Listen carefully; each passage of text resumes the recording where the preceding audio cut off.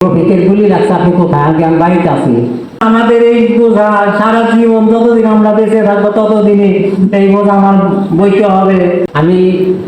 আমার নাম মোহাম্মদ রহিজউদ্দিন, গ্রাম রূপসা, কোলাই ইউনিয়নের, শিবালা থানা, মানিকগঞ্জ জেলা। আমার ছেলে মোহাম্মদ রফিকুল ইসলাম, উনি ঢাকা লেখাপড়া করে সে ঢাকা একটা কোম্পানিতে চাকরি করতো। ওখান থেকে জুলাই 22 তারিখে বাড়ি আসে।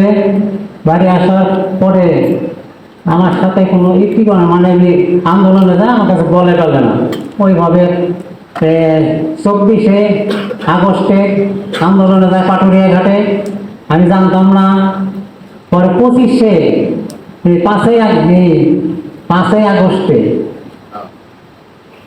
আগস্টে যাওয়ার পরে সে আন্দোলনে যাওয়ার পরে ওখানে এক বন্ধু আমার ফোন দিল, বলে কাকা আপনি রফিক কোথায়? আমি বললাম রফিক তো বাইরে নাই, তো বাজারে গেছে। বললো বাজারে গেছে না, পাটুরিয়ে গেছে। তো একটু আপনি ফোন দিয়ে যাই না, দেখেন ও কোথায় আছে। আমি বললাম, পরে ফোন দিচ্ছি, ফোন দেওয়ার পরে বললো আমি পাটুরিয়ে গেছি। আপু আমি পাটুরিয়ে গেছে, কি হয়েছেন? আইসি বেড়াইতে, আমার কাছে জানাই না, কি বলবো তুই আন্দোলন আসছি। পরে যাই হোক, ওইদিকে আমি 3বার ফোন দিলাম। ফোন দেওয়ার পরে বললাম তুমি বাড়ি চলে আসো। আমি আসতেছি, ফাঁকে আছি, অসুবিধা নেই। এরপর মোটামুটি 3টার দিকে ওর এক বন্ধু ফোন দিচ্ছে আমাকে, বলে কাকা আপনি রফিকের গুলি লাগছে, আপনি কোথায়? আগে আমি বাড়িতে আছি। কবে পুতুলি হাসপাতালে নিয়ে যাচ্ছে, ওখানে যান তাড়াতাড়ি। আমি 10 ফিরে মোড়ে যে ওর মোবাইলে ফোন দিছি। ফোন দেওয়ার বললো 5বার দিছি, 5বারের মাথায় ধরছে। ধরা পড়বে তাকে কি আমি রফিকের বাবা। রফিক তো নাই, সে মারা গেছে। পুতুলি হসপিটালে নেওয়ার আগেই সে থেকে আশাদুর একটাই আছে, ওই ব্রিজের থেকে সে মারা যায়।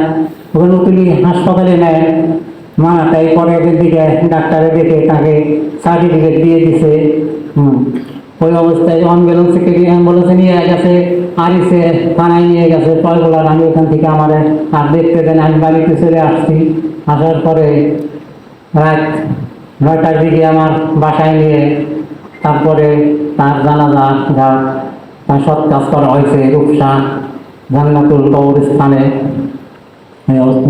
তো আমরা সেই শহীদ পরিবারের বাবা পিতা হয়ে মা বাবা হয়ে আজকে শহীদের যে আজকে বাংলাদেশে শহীদ হয়ে স্বাধীনতা করছে, সে স্বাধীনতার আমরা এমন একটাই পাচ্ছি, এখন দেখতেছি আমাদের স্বাধীনতা, সেই স্বাধীনতা আমাদের নাই।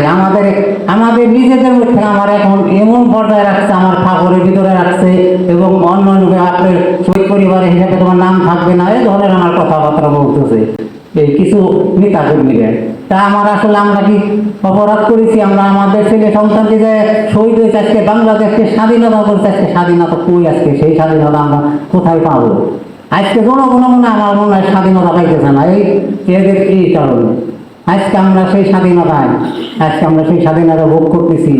আমাদের এত স্বাধীনতা, এখানে ডিসি মহোদয় মানবর হোসেন মোল্লা আমি প্রতি সপ্তাহে স্যারের সাথে আমি দেন। এসপি মহোদয় স্যার আমার বাসায় গেছে, উনিও আমাদের বাসায় গেছে। মহোদয় স্যার আমার বাসায় গেছে, এরা আমার পাশে। আমি দেখতেছি এরা প্রতি সপ্তাহে আমি তাদের সাথে কোনো আসতেছি, দেখা করতেছি। এরা আমার অনেক ই করতেছে, মানে এরা আমাদের এত যে ভালো লাগতেছে।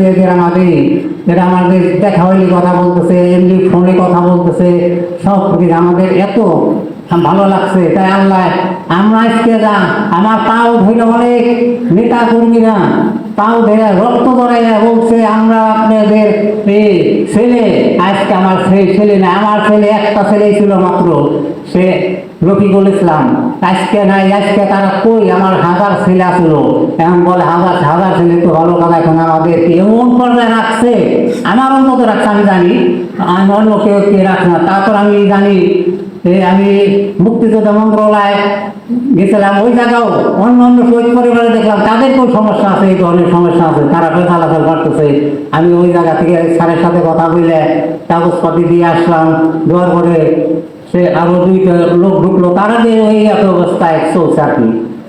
আমরাই তো এই দেশ স্বাধীন করছি, আমরা আজকে দেশ স্বাধীন কেন না, ছেলে সন্তান হারাইছি, তার এখন পাইতেছি আমরা। আজকে যে যারা আজকে শহীদ পরিবার অনেক 800 মনে হয়, আজকে সেই শহীদ পরিবারের যে গর্বিত পিতারা আজকে গর্ব করতেছে, আমরা আজকে এই মঞ্চে দাঁড়িয়ে কথা বলতে সুযোগ দিয়েছে আমাদের ছেলে সন্তানই। আজকে সেই ছেলে সন্তানের আমরা আজকে যে এই পৃথিবীর সবচেয়ে বেশি ছেলের লাশ বাপের কাঁধে, এর ছাড় বড় বোঝা হতে পারে না। কারণ পৃথিবীতে আর আমরা যতদিন বেঁচে থাকবো ততদিন আমাকে বোঝাই বইতে হবে। আমরা যেদিন শেষ নিঃশ্বাস ত্যাগ করবো ওই দিন থেকে আমাদেরকে বোঝা শেষ হয়ে যাবে।